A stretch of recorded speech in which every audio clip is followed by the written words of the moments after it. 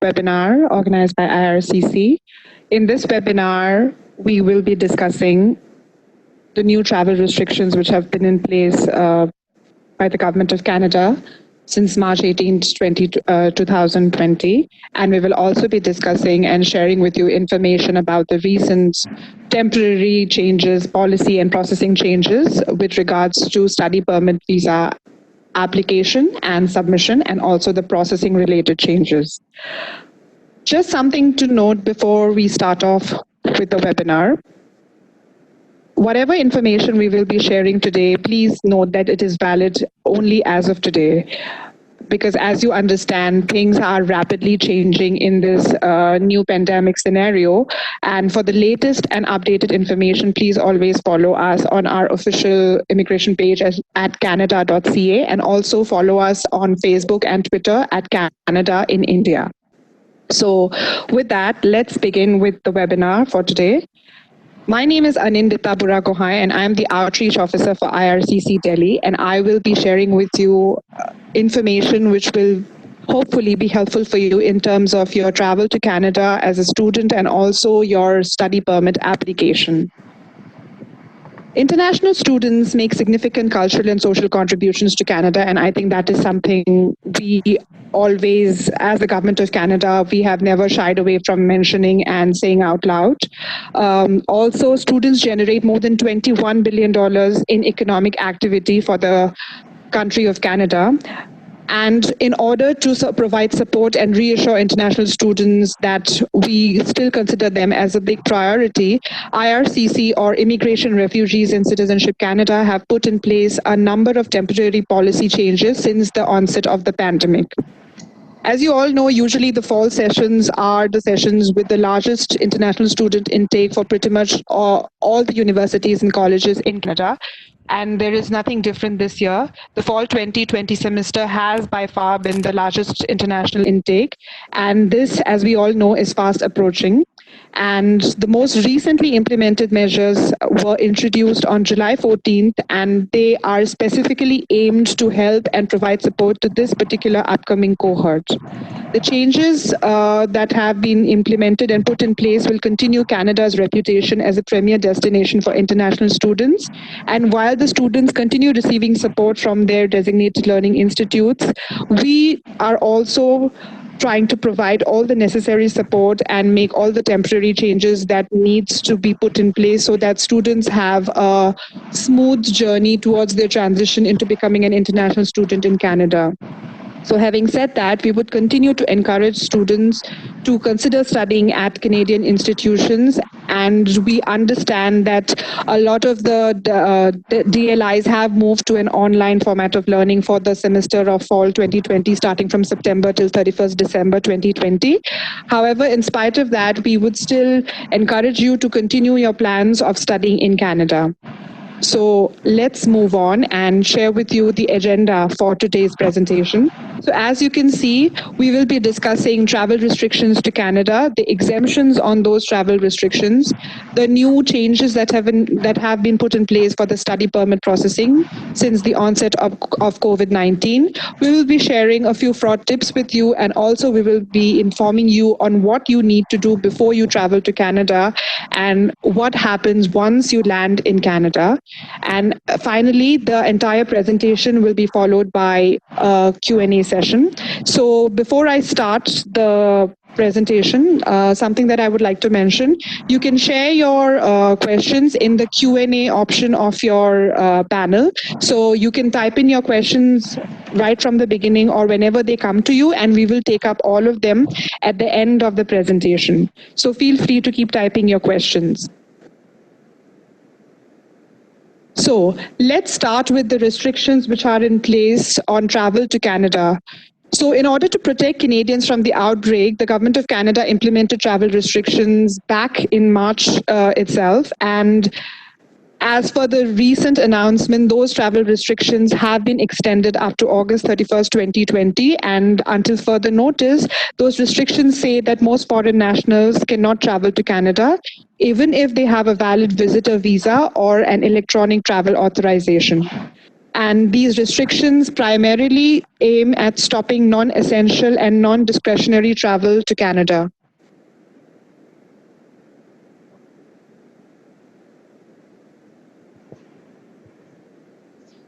So, who can enter Canada?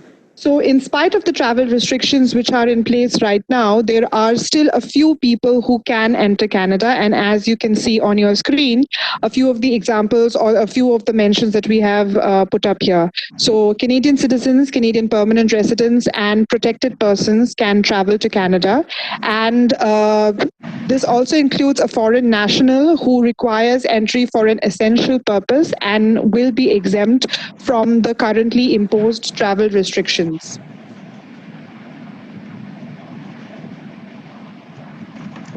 So what are the exemptions to the travel restrictions? Let's talk about some of those. Basically, what the travel restrictions say is that all or any temporary residents who are planning to travel to Canada, they need to demonstrate that they are traveling to Canada for an essential purpose. And what do we mean by essential? Essential basically means that someone who has reasons for traveling to Canada, which are non-discretionary as well as non-optional. So emergency orders made under the Quarantine Act do not permit people to travel to Canada for optional or discretionary purposes. So that would be, say, someone is wanting to travel to Canada for tourism or recreation or any sort of entertainment. So, are there any exemptions to these particular restrictions? Yes, there are. And who are exempt? There are some temporary foreign workers and some students, some approved permanent residents, and potentially some visitors looking to reunite with immediate family members already in Canada. So, these are the people who are or might be exempt given their particular situation, who might be exempt to travel to Canada. However, an important thing to note here is that visitors will need an authorization letter to travel to Canada if family in Canada is not a Canadian or a PR. And students and workers will not require this authorization letter. So, what about the travel restrictions that have been imposed on students and what are the exemptions to this? So, as you all no, not all students will be able to travel to Canada as per the current travel restrictions. So what do you have to do in order to be exempt to travel? In order to be exempt to travel to Canada, you must be in possession of either a study permit visa, which was issued to you on or before March 18, 2020, or you need to have a port of entry letter of introduction, which indicates that your study permit was approved on or before March 18, 2020. However, either one of these is not the only documentation or proof that you need to share in order to be exempt to travel to Canada.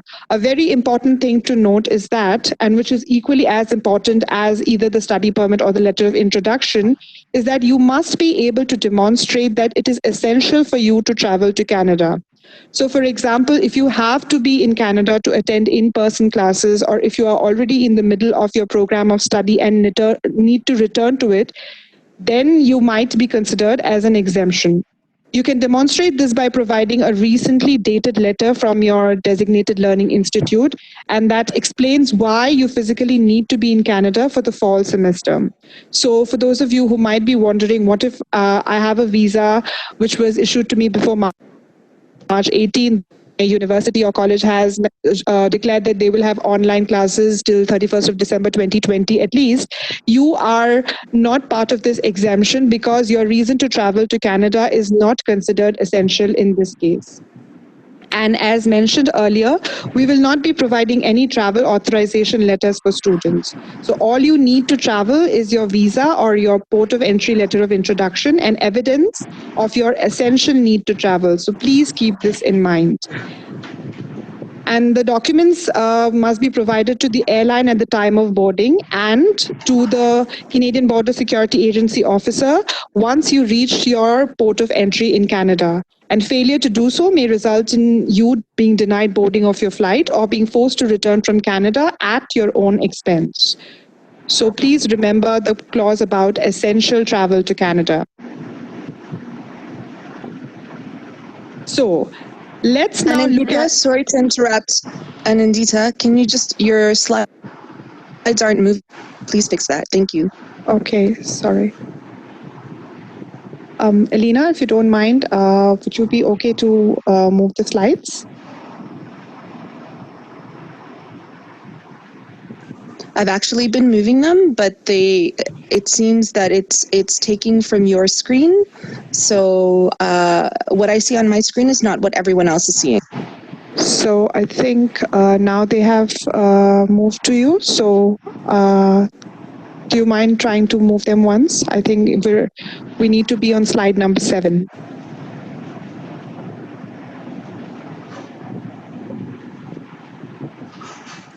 Are you able to?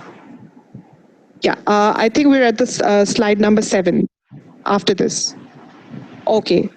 Yes, there we go. Thank you, Alina. Sorry for the disruption, everyone. So talking about processing changes as a result of this entire COVID-19 pandemic.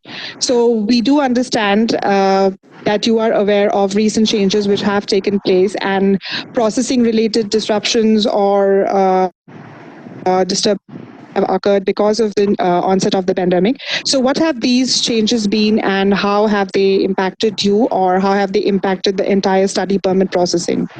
So the recently introduced measures address applications that have been submitted in full, and what we're trying to do now is, it is our main priority, which says that all app visa applications need to be processed in time for the fall 2020 semester.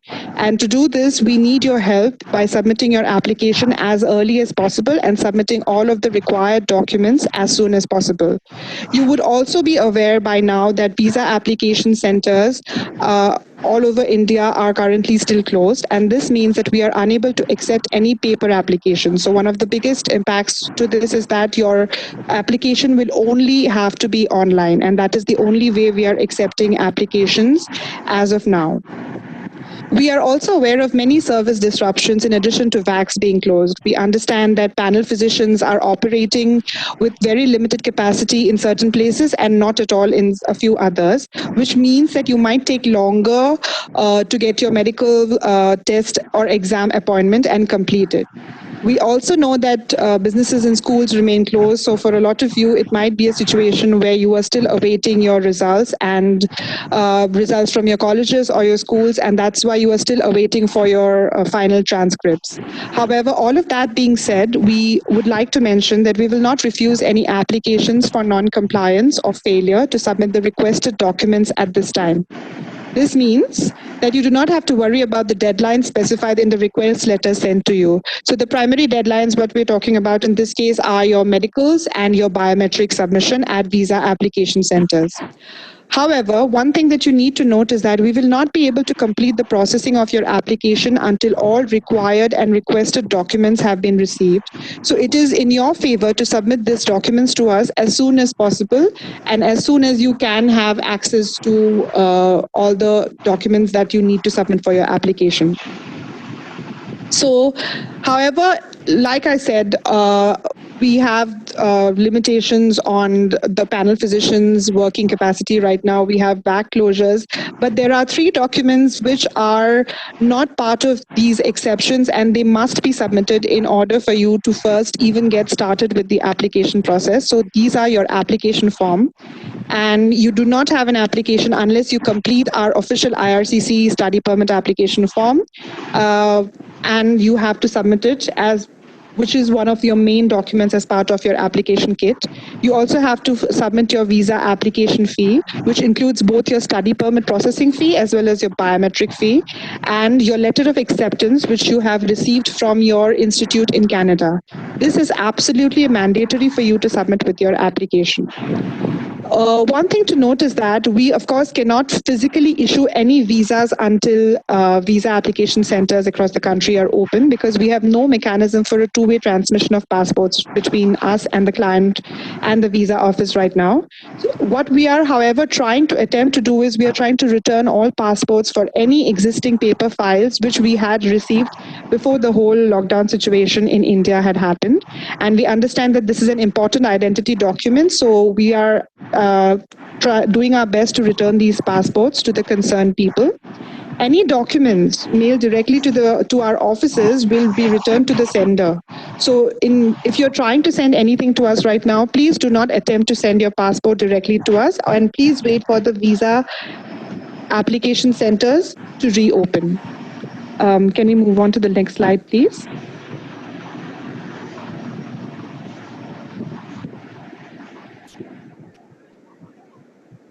Okay, so as mentioned earlier, we have new temporary processing related changes. And what are these changes? So the recently introduced measures address applications which have not yet received approval as of March 18th. And what are these measures? So we need complete study permit applications, and they will be prioritized. So the ones which we already had with prioritized, and this means that the application which contains the forms, the fees, and the application fees, the medicals, the biometrics, the letter of acceptance from the institute, and all the other required supporting documents. If your program of study will qualify you for a postgraduate work permit, which is more commonly known as a Pgwp, and part of your course, which will be the fall 2020 semester, has already been moved to an online format because of the pandemic, then the time that you spend on the online portion while outside of Canada will still be counted towards time on your Pgwp. However, an important thing to note here is that the online portion must be 50% or less of your entire program of study. This means you will still need to complete a minimum half of your program in Canada for all of that time to count towards your Pgwp. And a very important change in the new processing policy is the thing, which is the two-stage approval process, which has come into effect very recently. This has basically been brought into effect to provide some breathing room for students who are not yet able to provide biometrics or medicals, but have classes starting in the fall of 2020. So what is this new two-stage process of approval? So in this stage, or in this process, the new temporary process, the first stage is the approval in principle, which also is known as AIP. This essentially means that the eligibility assessment of your application will be assessed here. So so if you receive an AIP approval, your online course time will count towards time for your Pgwp. So it means that in order to start your online courses, or in order to be eligible for the Pgwp, you need to submit your application, and the approval that you will get in this stage, which is the first stage, is the approval in principle. This means that you do not need to wait for a visa to be issued physically in order for you to start your or to be eligible for the Pgwp. The stage 2 is the part which refers to the admissibility and the final decision of your application. And in cases of approvals, this is the part which results in a physical issuance of visa. One thing to note is that an approval or an AIP approval in the first stage is not a guarantee of a visa. Stage 2 includes admissibility decisions. So basically this, you may be refused a visa despite having an AIP because you have failed your medical exam.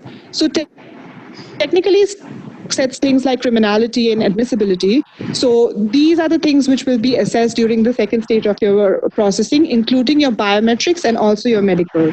So let's discuss this in more detail in the next slide. So can we move on, please? Okay, so what does approval in principle mean? Approval in principle basically applies to applications who have not yet received a final decision as of March 18, 2020. As mentioned earlier, it refers to the eligibility assessment of your application.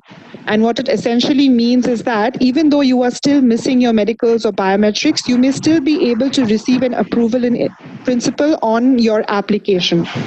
The criteria for this assessment, however, has not changed, and neither have the requirements or how an officer makes that assessment.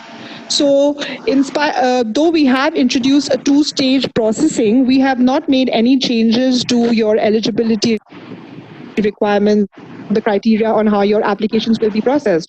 So you still need to show proof that you are a genuine student, and and how do you do that? That you need to demonstrate the academic and the language capability through the submissions of your previous academic transcripts and also your IELTS or TOEFL scores.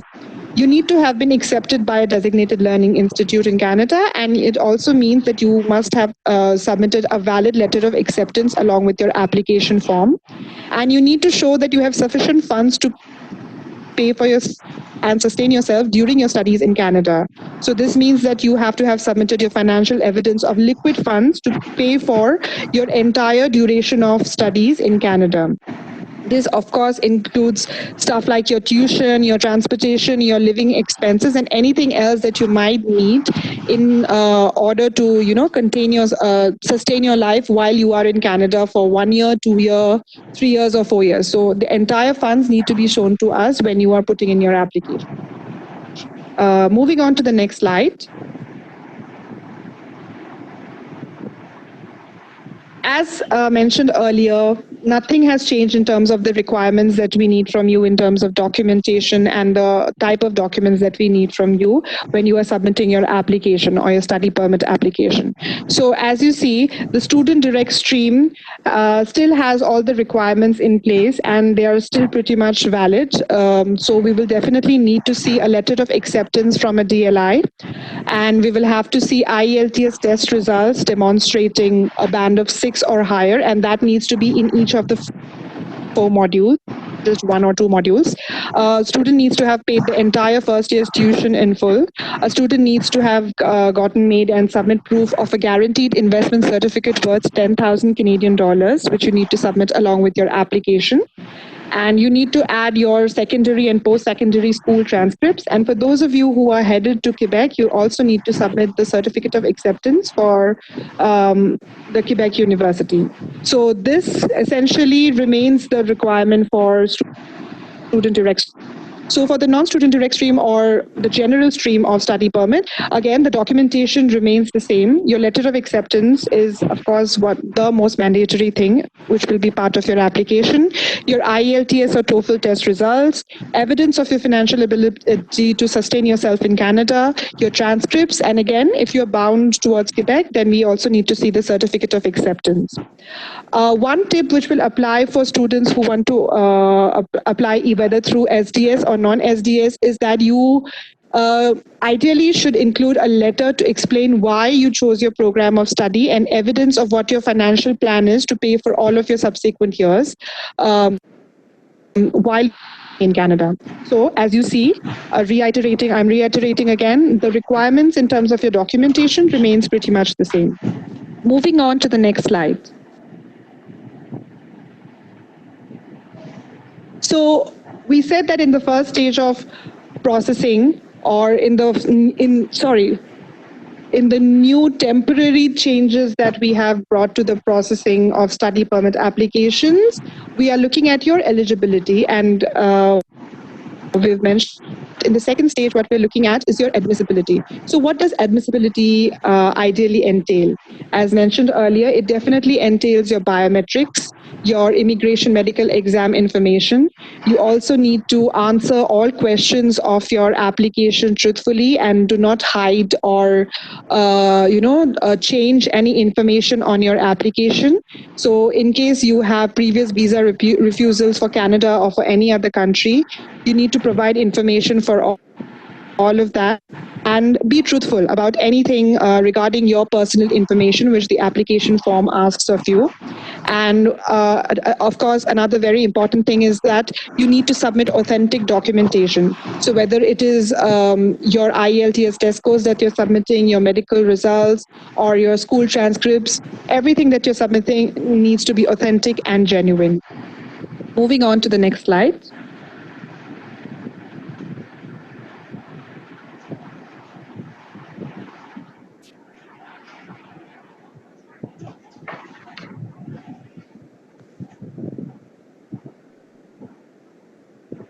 Can we move on to the next slide? Yes, I think we're at the correct slide now. So this is something which we think is very important because students in India are mostly eligible to apply for the student direct stream, and they are interested to apply for the student direct stream. So we are reiterating all of this once again, that the requirements in terms of documentation for a student direct stream have not changed, and they remain as what you see in front of your screen. What we realize is that due to the service disruptions, you may not be able to submit all of the required documents to qualify under this stream. Examples of this may be upfront medical examination reports, your IELTS results, or your GSE. If you're unable to submit a required document, for example, your medicals, will be moved to the non-SDS stream. So this is something that you need to keep in mind, and this will apply in the current scenario. Moving on to the next slide. So, something which is very attractive and obviously very important and held in a lot of priority by a lot of international students who are Canada bound is the fact that international students can work while they are studying in Canada. So, as you know, if you are an international student, you can work in Canada for up to 30 hours during course time and more than 20 hours during holidays. But there have been new things which have been put in place because of the onset of the pandemic, and what are they? So if a student has switched to part-time studies or had to take a break in studies, whether it was a spring break or something that was cancelled due to the pandemic, they may still continue to work on and off campus, provided that they were previously a full-time student and already authorized to work on or off campus pre-pandemic. And for those of you who are planning to do off-campus work, the maximum limit is still 20 hours per week during academic session and full-time during regular academic breaks. For students who are in essential services, and this would ideally include students who are in the health sector, they can work for more than 20 hours per week up until August 31st. So this was something which was announced by the Government of Canada after the outbreak of the pandemic. So this is also something which is currently temporarily in place. To qualify for this, they need a valid study permit. They need to be currently in an academic session. They need to be authorized to work on or off campus, and they must be working in an essential job. And for those of you who are not yet in Canada, a very common question that we are very often asked is if you to Canada and work those maximum 20 hours per week while taking online classes for the fall semester. So the short answer to that is no, because we would like to remind you of what we have, I would like to remind you of what we have discussed in the earlier slides regarding what students need to demonstrate in order to travel to Canada. So first of all, you will, your travel to Canada will not be considered essential, which is the most important part. So because your travel itself is not considered essential, so the rule or stipulation for you being able to work 20 hours does not apply in this case. Unless your physical presence is required for your studies in the fall semester, it is not essential for you to travel to Canada at this time. Additionally, only students with visas issued on or before March 18th can travel to Canada under the current travel restrictions as mentioned earlier. Moving on to the next slide. What about authorized leave during studies? So this part essentially refers to students who have already begun their classes in Canada. And there are a number of reasons right now why a particular university or college may authorize leave during studies. It could be strikes or a family emergency or a medical emergency. To be considered actively pursuing studies, your authorized leave must not exceed 150 days from your first day of leave. Failure to do so means you have not complied with the conditions of your study permit and may result in your removal from Canada. If for whatever reason you require longer than 150 days, you should change your status from student to visitor. And the forms and instructions on how to do that can be found on our canada.ca immigration website. One thing which is very important to note is that you cannot study elsewhere or work during your authorized leave period. So please note this thing. In case a DLI may have to close permanently as a consequence of the pandemic, what the student should do, the student should either enroll in a new program of study with another DLI or change his or her status from a student to a visitor, or they need to leave Canada. For the purpose of assessing if a student is enrolled and actively pursuing their studies, any time taken to transition to a new DLI and program change status or leave Canada should not exceed 150 days from the date the school closed. So please remember this important number of days, which is 150. Moving on to the next slide. So now, of course, with the introduction of the online format to a lot of the courses which were supposed to happen physically, there seems to be a lot of confusion regarding what is considered distance learning and what is considered online courses. Distance learning are always offered only remotely and even under normal circumstances. So it's not because of COVID that they have changed into distance learning. The student went into the course right from the beginning knowing that this would be a distance learning course, meaning that they need to pursue the course online from anywhere in the world, which could also be their home country. The online courses that we are referring to, especially for the fall 2020 semester, would normally have been offered in person physically to the students. However, they have been moved to the online format due to the pandemic, and the institutes, the universities and colleges intend to return to full physical in-person classes post this whole scenario settles down a bit. So that is the clear distinction between online courses and distance learning. Those taking online courses for a program of study which would normally qualify them for a Pgwp can have that time counted towards the Pgwp even if they have not begun their studies in Canada. Students can complete 50% of their program online if they cannot travel to Canada sooner.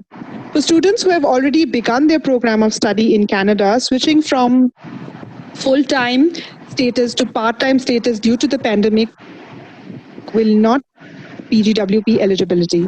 Note that this applies only to the winter, spring and summer semesters. For the fall 2020 semester, it is expected that students take on a full online course load in order for that time to be counted towards their Pgwp. So that was the bit about online and distance learning courses and how that impacts your Pgwp status.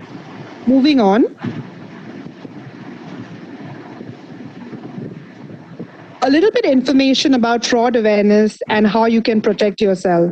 So we understand the Indian market, students usually take help from agents or education consultants. So please always be very sure of who you are consulting, because some of the times, and we do come across this a lot of times, students are defrauded and they only realize this once something bad has happened, and that's when they write to us. So you need to be careful right from the beginning. If you want to take help with regards to your visa application from someone who you can trust genuine, you should always go to the ICCRC website. So if you scan the barcode on your slide, you will actually be able to go to the website directly. This is the website for Immigration Consultants of Canada Regulatory Council, and the people who are there are authorized representatives, meaning that they are legally allowed and legally qualified to represent you for your visa application and also help you entirely put together your visa application. So that is something you can always go for. Another thing that you need to be careful is that there are a lot of fraudulent websites and scams which keep doing their rounds on social media and also through WhatsApp. So please make sure that whatever you are reading is actually genuine information. If you are unsure about something, please always go to our official website, official Facebook page, and figure out if that information has come from there. If you are still not able to find out, you can always inbox us on social media, on Facebook or Twitter, and we will be able to let you know or direct you where you need to go in order to verify your information and yourself from fraud. So just like social media, there is also stuff which keeps happening online, and in terms of emails. So sometimes you receive email scams, and you also receive fraudulent telephone calls from people who are trying to defraud you. So please be very careful when you want to take help from someone with regards to your application. What we always try and say is that the application itself is not complicated. If you follow the steps right, once you go on our website, it is a very straightforward application to fill, and all you need to do is have all your personal information with you, and you will be able to fill up all the details that it has asked for. Moving on to the next slide. So what do you do as and when you are able to travel to Canada, and what are the things that you need to be careful about?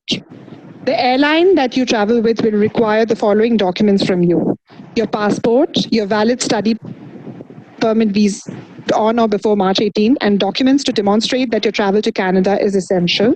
Additionally, you will also be required to pass a health check performed by the airline officials just before your flight.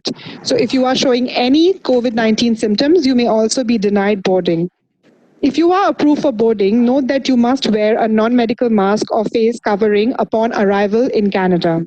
So this is what you need to take care when you are boarding the flight or going to plan your travel. Let's now look at what you need to do once you land in Canada in terms of quarantining yourself.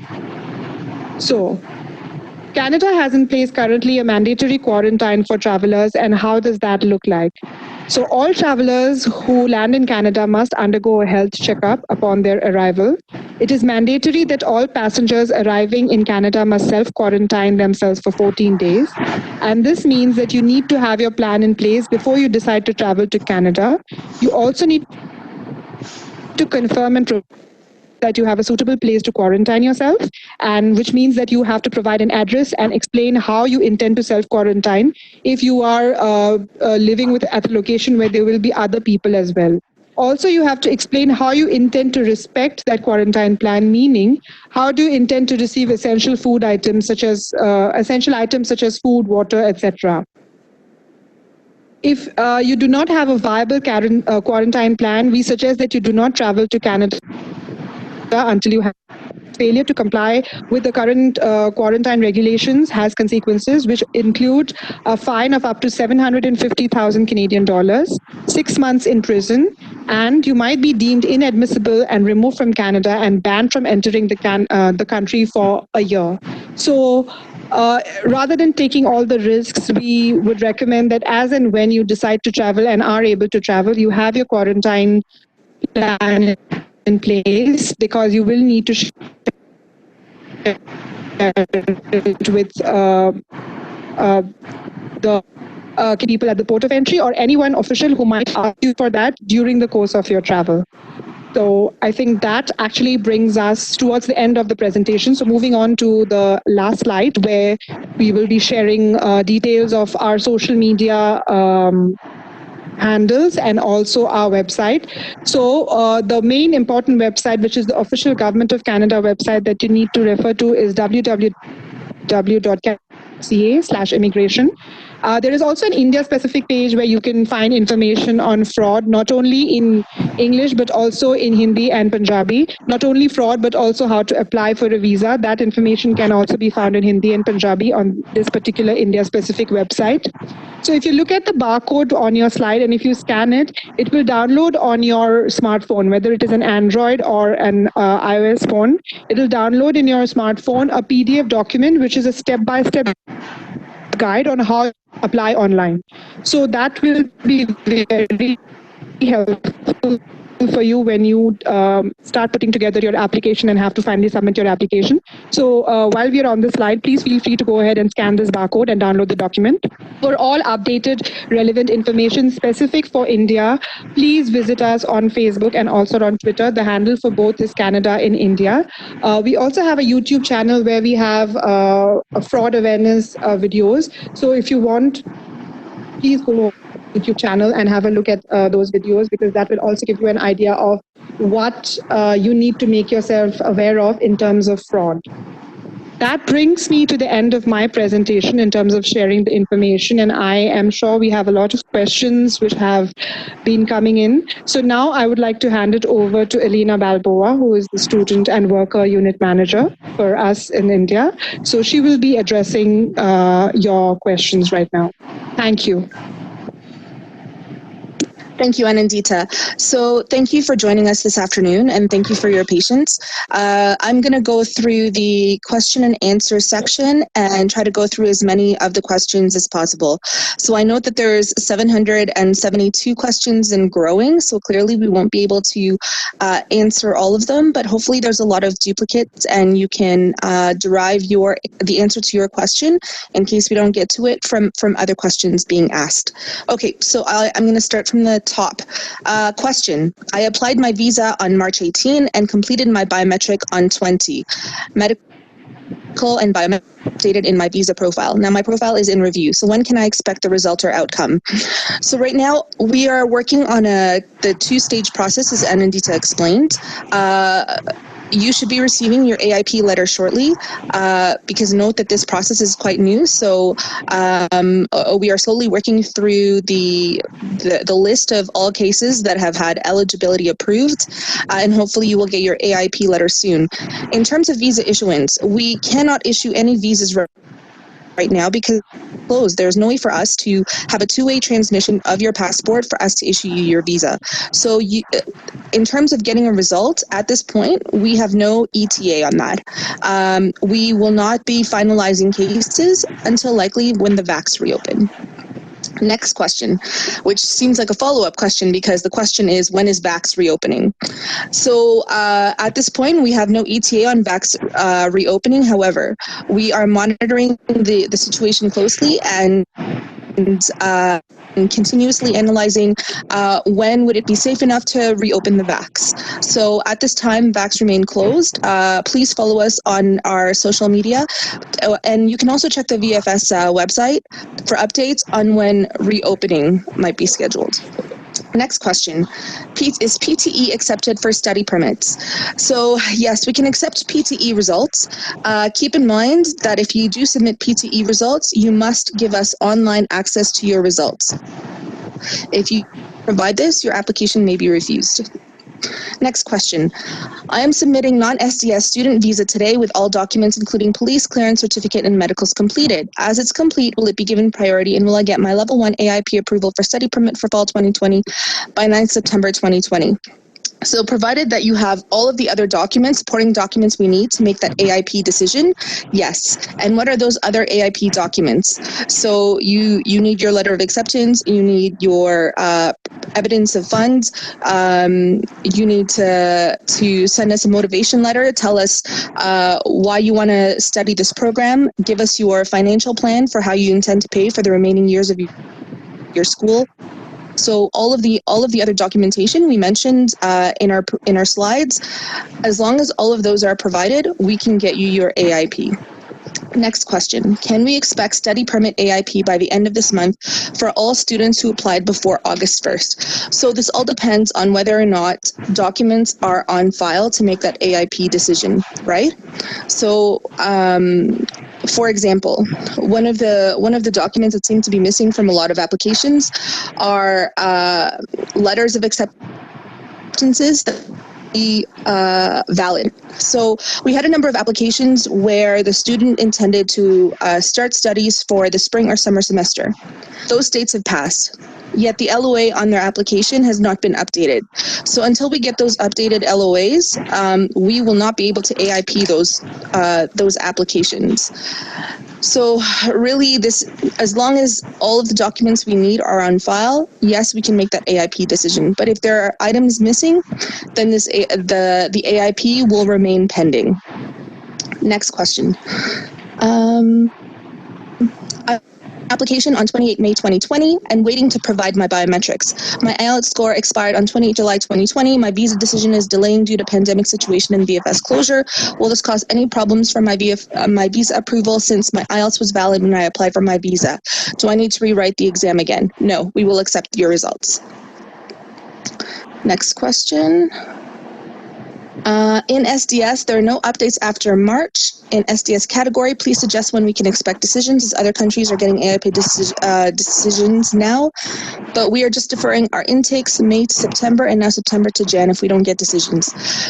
So all of the IRCC offices who are working India caseload files are working very hard to get you your AIP decisions as soon as possible. We are striving to get all of those AIP decisions before the fall 2020 start.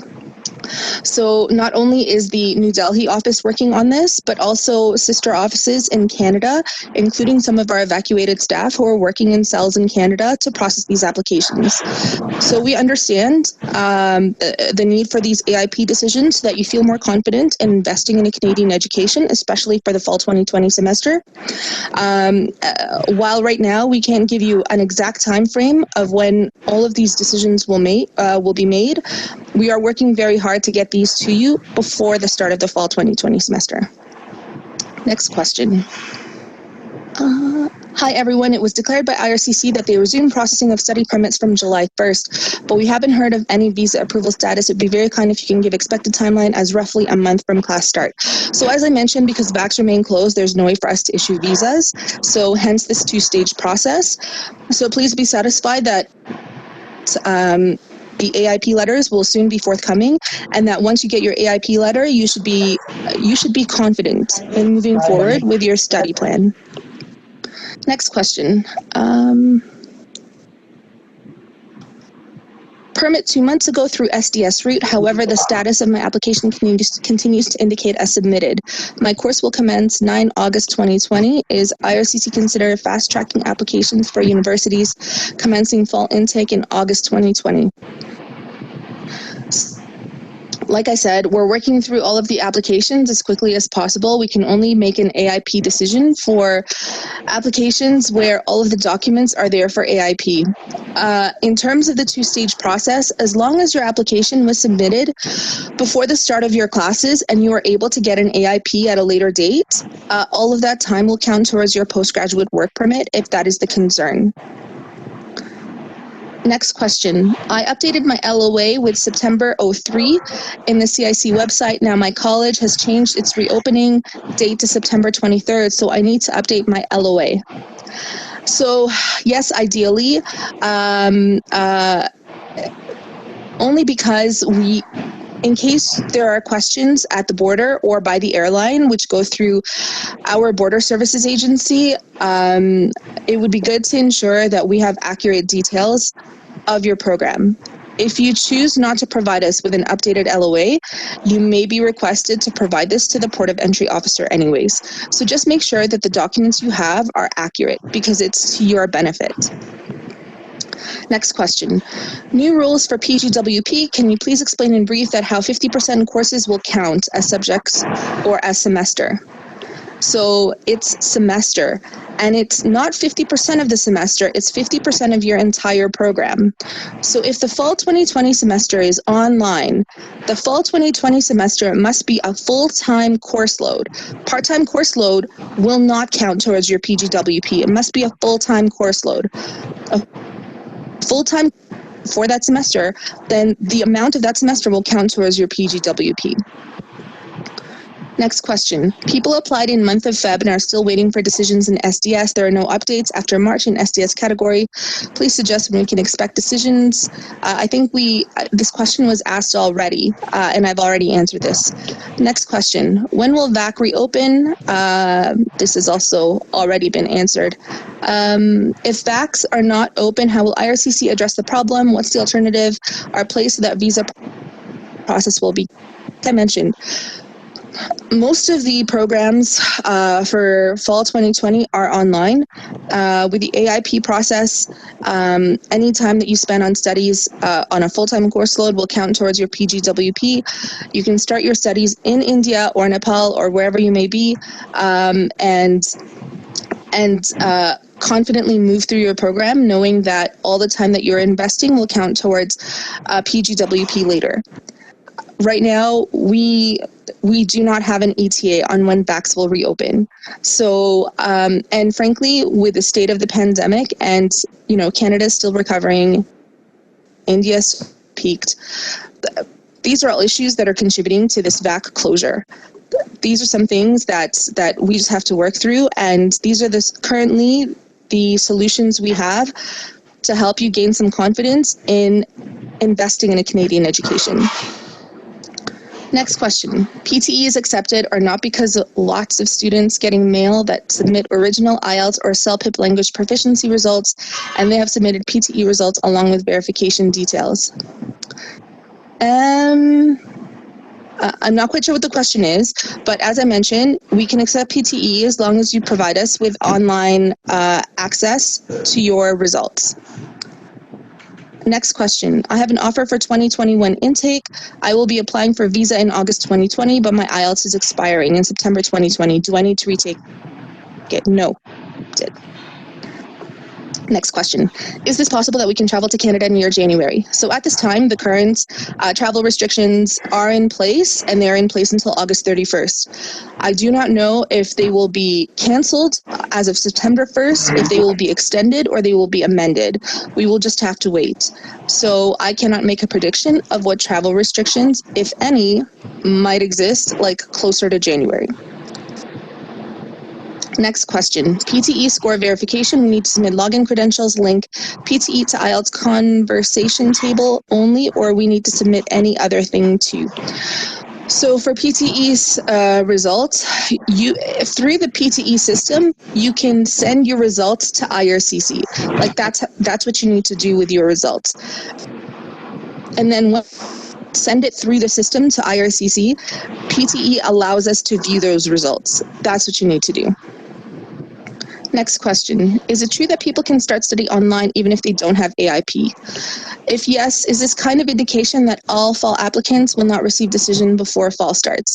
So you can frankly start your program anytime you want to. It all depends on what you want out of your program. If all you want is a postgraduate work permit, then if you want a stronger guarantee, not a complete guarantee, then yes, wait for AIP. But technically, if you submit your study permit application before September 15, and you get an AIP later, your fall 2020 will still count towards your postgraduate work permit. Next question. If the student has overall 65 in PTE, which is equivalent to 7.0 bands to IELTS, so he is eligible for SDS category? No. SDS category strictly only accepts IELTS results. They do not accept any other type. If you choose to submit language test results from anything but IELTS, you will be moved to the non-SDS stream. Next question. Is two-stage approval process applicable to SDS applicants who had completed their application along with medicals and biometrics? Yes, absolutely. So the two-stage approval isn't stream specific. It applies to all applications that are currently in our inventory. This is essentially trying to make up for the fact that the VACs are closed and we can't issue visas, right? And also to make up for the fact that there are certain things that you can't submit for your application to be concluded, like medicals or biometrics. In this question, they're saying that medicals and biometrics are already in closed. We can't issue you that visa. Hence, we're going to be providing you an AIP letter so that you have confidence that you will likely get a visa later. Next question. Student visa on January 2020 and is processing at New Delhi office, and I haven't heard about my final decision yet. I've provided new LOA as applied for spring and now deferred to fall, and my course starts September 8. When can I expect my decision? So I've answered this question previously, that we are working very hard to try to get through all of the applications for the fall 2020 semester. Next question. If students enroll in a hybrid course for fall 2020 and in-person presence is mandatory, then what to do? Study permit pending, VFS closed, stamping pending, travel restrictions, kindly provide a clear solution. So the current travel restrictions in place until August 31st, only persons with visas issued before March 18, 2020 will be able to travel to Canada. So if you've submitted your application and, as you mentioned in your question, stamping, you cannot travel to Canada anytime right now. Perhaps if the travel restrictions are lifted later this fall, you might be able to travel. Next question. My college has listed my course as hybrid, so I would need to be present in Canada to attend to my classes. I'm also waiting for my visa to be approved, so I've already answered this. It's the same question from the previous one. Next question. In case of an online semester, if I receive a reject for first stage study permit approval post the semester starts, how would that affect the length of my and could I still continue my program? What would be the best scenario to defer? So you're saying that you were rejected at the first stage. So if you're rejected at the first stage, your application is refused. Like, that's the bottom line. We stop processing if you fail stage 1. So it's up to, like, you can decide if you want to still continue with your program because you're still learning something new, you're doing some self-improvement. Like, these are good things too, right? So it's up to you on what you want and expect out of this education. It's up to you to decide if you want to continue or not. Next question. Students who submitted their files for a student visa online in March, when will they get the results? So I've already answered this question. We're working hard to get you all of your AIP decisions as soon as possible. Next question. There will be any changes in deferring intakes or changing programs due to this COVID? So in terms of deferring intakes, like, you need to speak to your DLI because IRCC has no jurisdiction or control over this. Next question. I want to know how much time Canadian government will take to give first principle approval to international students. So I believe that some letters are already going out. We're going to try to get you the AIP letters as soon as possible. Next question. I have studied in Canada from January 2017 to May 2019 in one of the reputed University of Windsor. And this question is not finished. Okay. Next question. When will IRCC issuing the AIP visa for the fall intake students, which they said would be given first priority as of now, since studies will start very soon within the next 3 or 4 weeks? So we're working hard. We've already begun sending some of these letters out. We will try to get all of your letters out as soon as possible. Next question. I have some concerns like AIPs being issued in Philippines, Vietnam. When will it start in India? Secondly, the full file submitted will receive final results. Will a plethora of files result in negative trend as said or not? So, AIP letters are already being sent out. We hope to get everyone's AIP letters out as soon as possible. So please be patient. For the second part of the question, will student full files submitted receive final results? As I said, we cannot issue visas because the VACs are closed. So if your application approved, you will not get a visa until VACs reopen. Now, in terms of refusals, because there's no need for your passport for us to let you know that your application has been refused, you may receive your refusal letter through your online account or via email. So you can check that for updates on your cases. So if you don't hear from us, your case may likely be waiting for visa approval. Otherwise, your application may be, you may receive a refusal letter soon on your application. Next question. I submitted an application on 7 July 2020. I've submitted all documents required under SDS, including medical, only left biometrics, but VACs aren't open. Will I be able to receive AIP before my class in September? Yes. If you have provided all of the other required documents, yes. Next question. I have 2 rejection for a visitor visa. I want to know, will this affect my second stage approval, or will it be examined in first stage? So this will factor in the second stage, and if you've had 2 previous visa refusals, as long as you've declared them on your application, and for those refusals aren't something serious. So, for example, if you were previously refused from the U.S. because you are a criminal or a terrorist or a spy, these are things that will likely get you refused for Canada as well. However, if the reason for refusal was related to eligibility, for example, for the U.S., they didn't believe that you were a genuine student, or they didn't think you had enough money to attend school. These are things that are fixable in your application for Canada, and you can address them there. So that shouldn't factor. Next question. Will everyone receive an AIP before class start in September? That is our goal, and we are working very hard to do this. Next question. When is ban on flights uplifting and Canada is opening border for international students? So the current travel ban is currently in place until August 31st. We will see closer to that date whether or not there will be changes to this travel ban. At this time, I do not know. Next question. Please elaborate by when applicants that have submitted a complete application, including biometrics and medical, will hear on their stage 1 approvals. We submitted in March, have not heard from IRCC, while those other countries applied in June and got AIP. So letters are already being submitted, sent to you. So just be patient, and please continue to check your online accounts or your email for these letters to come through.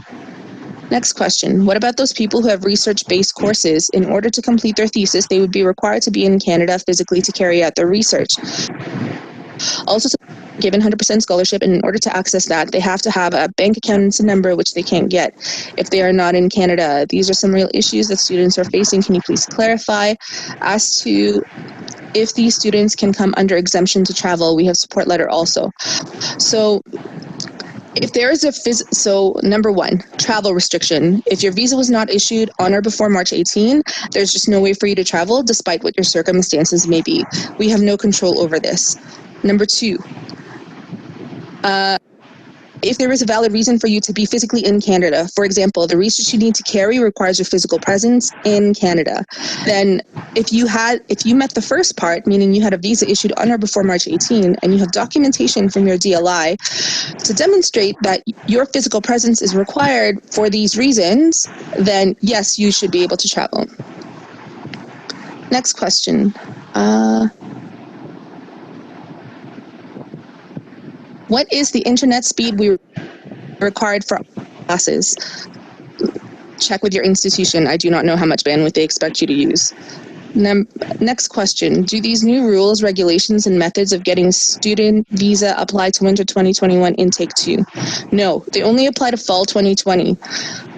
There is a potential that they could be extended to winter 2021. At this time, it's only restricted to fall 2020. Next question. Hello, my 50% online study is going to complete in this August, and my visa is all expire this August. My college is not giving me a travel letter. What should I do? Without a letter, I can't travel, and what about my visa? So your college is likely not giving you a travel letter because your fall 2020, your September class is also online. This is what I'm guessing. So you need to discuss this with your college of whether or not you're going to defer so that you can do the other 50% in Canada, or you can prevent you from doing your complete program here. Just that if your goal is to get that postgraduate work permit, then this is something you have to think about. So, and that's completely your decision. We do not advise. We're not giving any advice in this matter. Next question. Many students submitted a completed application, including biometrics, back in months of Feb and March and haven't gotten updates. Some students already deferred their classes from May to September as they couldn't secure a visa in time. And this question is unfinished.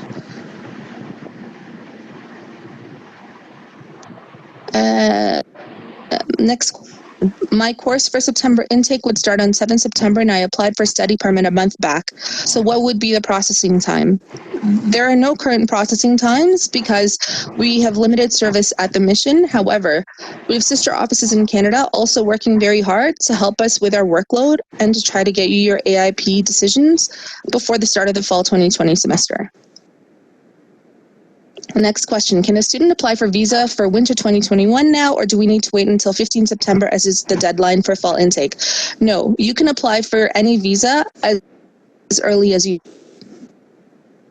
Next question. I submitted my student file on March 3rd and did not see any update in GC Key account.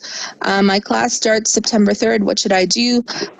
Please be patient. We're trying to get through all of the applications, and hopefully you'll hear from us soon about your AIP. According to VFS, reopening depends on directives from local government and client consulates. Indian government has given go-ahead since VFS centers are open for other countries, so when will Canadian High Commission allow the reopening of VFS? I do not have an ETA of when the Canadian VFS or VAX will reopen. We are monitoring the situation, and you should check the VFS website for updates on reopening. Next question.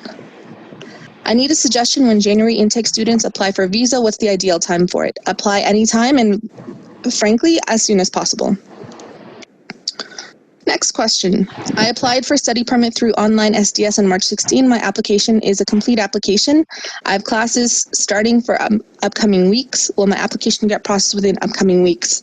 So for AIP, we're trying to get through as many applications as possible so that you get your AIP letter in terms of visa issuance and not until VACs reopen. Next question. What if we don't get our study permit before September 15, then what will be the next step? So as long as your application is submitted before September 15, you will qualify for this two-stage process. And that even if you get an AIP later down the line, if you start your fall 2020 semester online, and it will still count Pgwp. Next question. It's been 100 plus days since we applied for visa. We hope IRCC would issue a study permit soon. So as I mentioned, VACs are closed. We cannot issue visas at this time. Next question. If I apply for September intake before August 10, do you think it will be processed on time? And will I get principal in approval before the college starts? So please apply as soon as possible. Please don't wait until the last minute. It's to your benefit. The more you give yourself, the better chance you have at getting your AIP before your classes start, if that's what you want. However, as I mentioned before, the current policy is if you submit your application before September 15, even if you get your AIP later down the line, it's okay. The fall 2020 semester will still count towards your postgraduate work permit. But here's the thing, like the sooner you get a response in your application, so say for example, your application was refused because you got something or you need to address something that was deficient in your application. If you applied early enough, you can at least reapply again and address that deficiency. But if you apply very last minute, you may not be able to refile before that September 15 deadline, and then you're stuck. So give yourself as much time as possible because it's to your benefit. Apply as soon as possible. Do not delay. Next question. Are SDS applications still processed quicker compared to applications?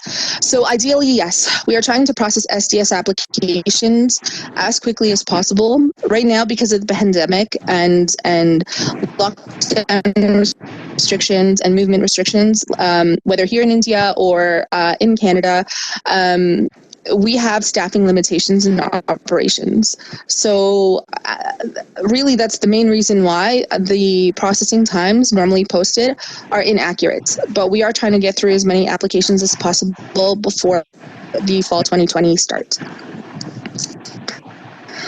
Next question. They didn't allow me to take because of fresh international arrival. Secondly, many institutions suspended summer intake because of ongoing pandemic and restrictions. My institution was also same list. My semester shifted from summer intake to fall. Again, there's no question in this, so I'm not quite sure what you're asking. Next, I did my visa application on 25th June 2020, but till date I haven't received my AIP. So when will I get my AIP? There is no time frame. Please be patient. We are working hard to get you all the AIP decisions as soon as possible. Next question, did IRCC started processing SDS applications? Yes. Next question, I am a student. My father wants to accompany for travel. So how can he do that? Our visitor visa is being processed. Will he be allowed to enter Canada? Please guide. No. So yes, visitor visas are being processed, but however, they are restricted from traveling to Canada anytime soon. So number one, we can't issue visas because of the VAC closure. Number two, under current travel restrictions, he won't be able to come to Canada anyways. So he'll have to wait until travel restrictions are lifted and VACs reopen if he wants to travel. Next. If my course is hybrid for the first semester, are there any changes of my visa being rejected? Use an application because one semester is a hybrid semester. This will not factor in our decision making. And frankly, whether or not a course is online or in person also doesn't really factor in our decision making. We understand that this pandemic has sort of disrupted the fall 2020 semester and frankly almost all the semesters of this year. So whether it's online, hybrid, or in person, does not factor in our decision making. Next question. As it's seen, there are no updates on visa approvals for any Indian student after March 18, whereas students from neighboring countries are receiving approvals. Students in Sri Lanka are receiving approvals are done as VFS there are operational. VFS in Pakistan are operational. Students from Bangladesh have started receiving approvals under AIP first stage. Why is there no update for a student visa in India? Because most of the country is still under lockdown and the COVID situation is still deteriorating. Containment zones continue to increase daily. Need I go on? Next, VFS in Mumbai have not yet started, but has started all other countries except Canada. Why is that? When can we expect it to start? So we are monitoring the situation, and we do not have an ETA of when the reopening will happen. Please monitor the VFS website for reopening dates. Next question. Since 50% of the course can be completed from home without affecting Pgwp, how is the 50% criteria applied to those enrolled in one-year master's program? Is 1 term from home or 6 months from home country? That's 1 term from home, if it's a 2-term program. When will IRCC issue a visa who applied in Feb, when VACs reopen? Next question. I have already applied for study permit in June 2020. Would I be granted study permit? When VACs reopen, we can issue visas. Next. Check if I study online classes from my home country and work as full-time employee in a company. Will it affect my profile at time of application for PR? No. So basically, my relieving date and my course start date won't match. They'll overlap. Will this be an issue on my PR application? No. Next question. I have applied for visa in the month of June and still no updates. My classes will be beginning September. When will I get first stage approval?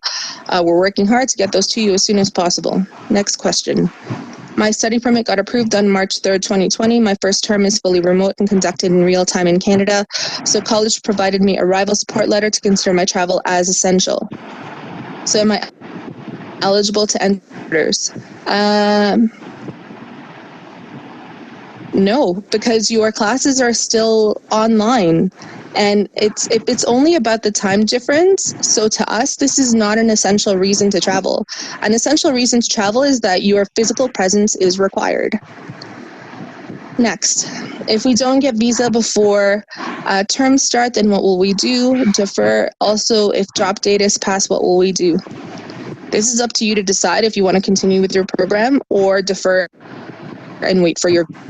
But like I said, the AIP process, this 2-stage process is in place to give you the confidence to continue with your fall 2020 semester online if you need to.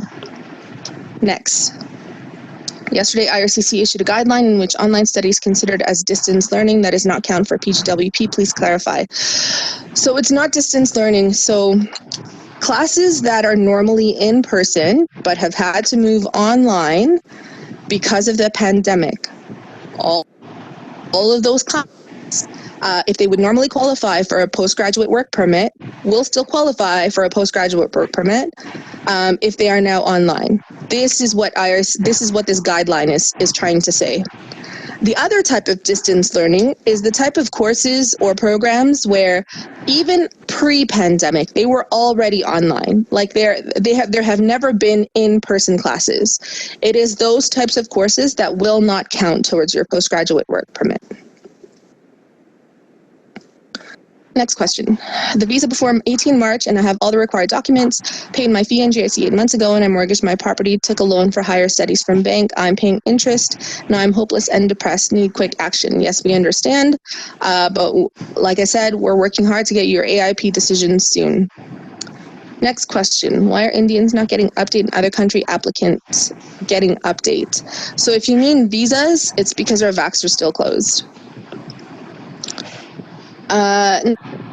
Next question. TE acceptable under SDS category, so I answer this. SDS is strictly IELTS only. Next question. With every communication with VFS centers in India, they state they are waiting for High Commission in India to open up. When does High Commission plan to send such a directive? When we deem it safe enough to reopen the VACs. Next question. Please mention time limit for processing completed applications. There is no time frame right now because we're working on limited capacity. But we are working hard to get these applications processed at least until the AI. Next question. As my course has hybrid delivery format, my college has asked me to be physically present in Canada by August 27. Okay, so if you have a visa before March 18, yes, you could be eligible to travel. But if your visa has not yet been issued, then no, because you're still under travel restrictions. Next, can you please let me know if general IELTS is accepted for study permit? No. Next, what is the processing time for AIP? After AIP, how long will it take to get the visa? So processing time for AIP, there is no time, as I mentioned before. In terms of getting a visa, when VACs reopen. Next.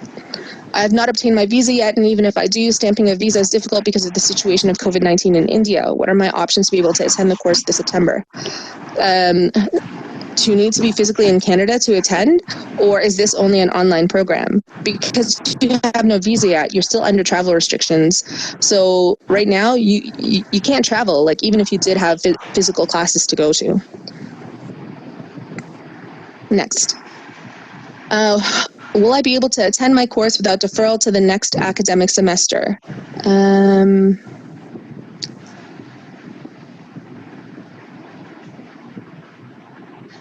I'm not quite sure what you mean by this. Like, if you want to defer your semester, go ahead. This is your choice. We have nothing to do with this piece. Next. Can student apply for Jan intake under two-stage process, or is it only September intake? It's only the September intake. Next. Some universities have allowed students to go for online classes without visa, but my question is, what if after starting the class they receive rejection from embassy? Can we still be able to apply the application? So not quite sure what that question is, but I think you're asking if this counts towards the Pgwp. If you apply again, you can apply again, but because your application wasn't in play at the time you started those courses, they won't count towards your Pgwp. Next question. What is the processing time for non-SDS file? There is no time frames at this time. Next, what about process for winter 2021? Is it similar to fall 2020? At this time, no. The current processes are only in play for fall 2020. Next, what should be the next steps and procedure for students with biometric medical clearance completed after March 18 and deferred enrollment for fall 2020? So, as we mentioned, there's a two-stage process. There are current travel restrictions. If they don't have a visa yet, they can't travel anyways. So your only option, if you really want to study for fall 2020, is an online program. Next. Keeping in mind how COVID-19 has thrown at everyone's well-thought-out timelines, please let me know if the following is going to be a problem. I submitted my SDS application 29 July. My IELTS will expire 11 August 2020. We'll still accept the IELTS results. Next. In case my IELTS results is expired before landing, do I need to give it again? No.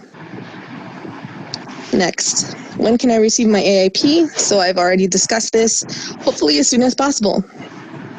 Next, if one applied for non-SDS permit in August first week of a university fall 2020, is there any possibility of getting approval before September 1st week? We are trying to get through all the applications as soon as possible. The two-stage process will apply to you, yes. Next. Can we work full-time while studying in India? Because I need to serve 3 months notice period before my resignation. I cannot resign until I get AIP. You are in India, you can work as much as you want. In Canada, there are restrictions to working. But since you're not in Canada, you can do whatever you like. Next question. Students who got their before 18 March can travel despite online classes. No. You need to demonstrate that your physical presence is required for you to be in class, whether it's part-time or full-time in class, or only partial of the semester for hybrid programs. If your entire program is online, you will not be permitted to travel. Next, if student enroll in hybrid course for fall 2020 and in person, presence is mandatory, then what to do? Study permit pending, VFS closed, stamping pending. So I think I've already addressed. Current travel restrictions are still in place, and if you did not receive your visa on or before March 18, you will not be able to travel. Next, is PT accepted for study permit? So I already mentioned this. Yes, we do. But you need to give us online access to your results. Next question, when will you start processing study permits? We're already processing. Next question, when will VFS reopen? Note ETA on this. Next question, my terms with 9 courses, 3 courses per term, and last term is internship, how to manage 50% or more of studies in Canada. So the 50% or more, so you have 4 terms. You can at least do 1 term here, which is the fall 2020 semester if you wanted to. And then you still have 3 terms in Canada beyond that. So I'm not sure what the issue is here. You will still be able to do 50% or more of your studies. If the January 2021 is online, right now I can't speculate because it's still quite a bit of ways in the future. And our policies may change where we might accept also January 2021 online. At this time, that is not the case, but things can change. Next. On the website that you are processing applications as soon as possible, is it possible that issuing AIP can be way after the fall classes? Also, will this affect my Pgwp eligibility that many months studied without AIP? No. As long as application was submitted before September 15, you will qualify for the 2-stage process. Next, what about January intake? You can apply as soon as you can.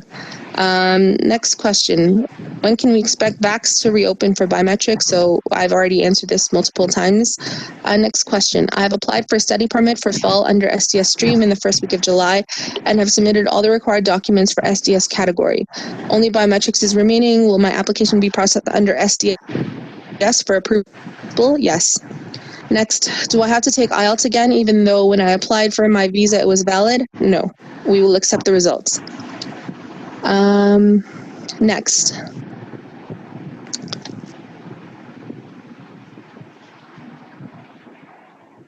Has IRCC started providing AIP for Indian students? Yes, we've already begun sending out the letters. Next. When will results of study permits start? So people have already receiving AIP letters or potentially refusal letters. In terms of visa issuance, not yet, not until VACs reopen. Next, does Pgwp get affected if VACs doesn't open in a few months? So the VAC reopening has no factor on whether or not you might get a Pgwp for your online classes, right? So our current policy in place doesn't extend to January 2021. That's still into the future. A lot of things can happen between now and then. In case VACs remain closed, like I honestly don't know. Our policies will likely change to accommodate this fact. I mean, that's essentially the reason why we introduce these new policies, to address the fact that VACs remain closed and other businesses and panel physicians have limited operations or also closed, and this is to make up for that. Next question. If my IELTS score gets expired while I'm waiting AIP, do I need to give it again? No, we will accept the results. Next question. I have a query. When can we expect visa results for student files lodged in March for May 2020? What students have to do with regards to their visa files under process? So if their LOA was for May 2020, you need to submit to us an updated LOA showing that your enrollment has been deferred to a future date, like whether that's fall 2020 or winter 2021. And then once we get that, so it'll be part of the cohort of applications that we're trying to AIP as soon as possible. Next, I'm waiting for my study permit from 3rd March, which is more than 5 months now. So please monitor your online account or your email for updates on your file if we're waiting for anything else from you. Otherwise, you should be receiving your AIP soon. Next, I got my visa 20 March. We'll be pursuing master's in mechanical engineering, so attending practical is mandatory. And university, hence I got a travel letter from university also. Now my question is, can I travel to Canada if I have all documents but got visa after March 18? No. According to the current travel restrictions, visa must be issued before or on March 18. Otherwise, you will not be permitted to travel even if your physical attendance is required. Next, when will we be having AIP for fall intake? Soon. Next, I want to check if study online classes from my home country and work as a full-time employee in company will affect my profile. No. Next, when will AIP be issued to Indian students? We are already issuing AIP. Please wait for yours. Next, when will Canada start giving visas for a fall intake? When VACs reopen. Next, why institutions are increasing their fees even though this is a pandemic? Please ask the institution. Next, when will IRCC start providing AIPs to international students? We are already starting to provide them. Please be patient to await yours. Next, for January intake, visa process will be the same as first and second stage approval process. At this time, the two-stage process is only for fall 2020. Please wait for updates in case it is extended for winter 2021. This is not confirmed yet. Next. What is the scenario for winter 2021 semester? When will I be able to get to know about the mode of class? You need to ask your institution. Next, what if my PTE expired and visa already in process? We will wait for the result. We will accept the results. Next. I have Lambton College support letter. Can I enter Canada? So what does the support letter say? Is your physical presence required? And why? And on top of that, was your visa issued before or on March 18? If it's yes to all, then yes, you can travel. Next, when should we apply for visa for January 2021? Two-stage visa will apply to me. You can apply as soon as possible. The two-stage visa process, as I mentioned, is only for fall 2020. Next, generally online classes starting from 8 September until when can we expect our AIP to start our course? Because if we face rejection, our funds are at stake. So it's up to you to decide if you want to wait or if you want to risk it. But we are working to get your AIP as soon as possible. Next, I've already submitted a visa application on July 22nd. Great. No, when you'll get your AIP, but hopefully it'll be soon if you have all of your documents included. Next, within how many days can we expect results for AIP? So no processing times given at this time. Next, what is the procedure to apply for study permit for winter intake? The same procedure that you use for any other semester in the past. So the procedure to apply has not changed. Next, why international students ignored? Everyone knows that we students face internet problem, time management problem. So these travel restrictions are in play to keep everyone safe. So everyone just needs to be a little bit patient in how they're dealing with the travel restrictions. And we've implemented these current measures to try to give you the confidence to invest in a Canadian education, even if it's online for fall 2020. Next, I've got LOA for master's course from University of Alberta for fall 2020. However, my department has decided classes for fall 2020 from November so that all students can get visa. My query is that I'm final year student in India. My last semester internal assessment result is declared, but complete result with external assessment will be declared soon. It is delayed due to COVID. So can I apply for visa under SDS like this?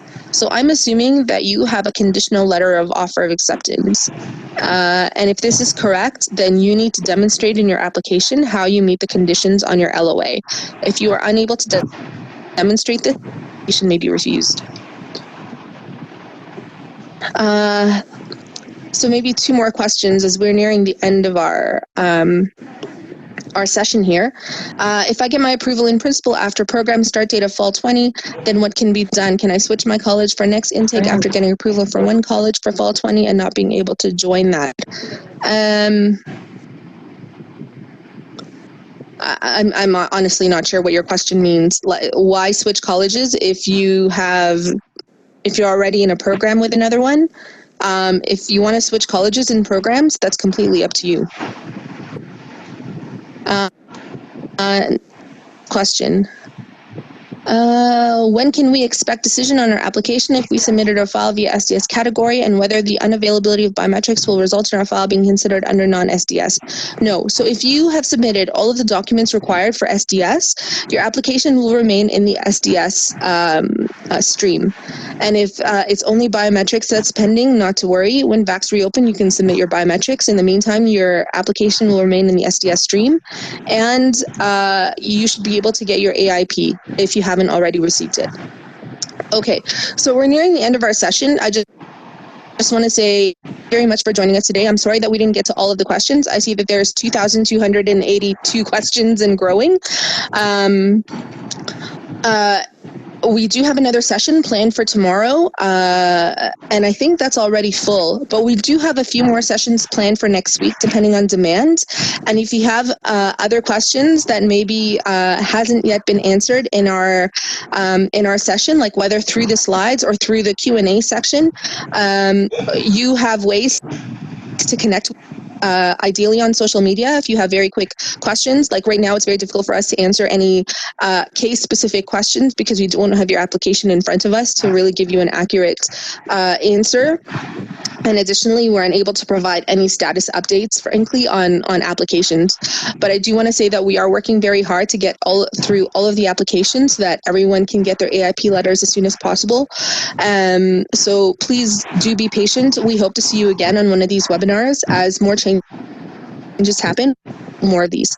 So thank you again. Please stay safe, take care, and we'll chat again soon. Thank you, and good day.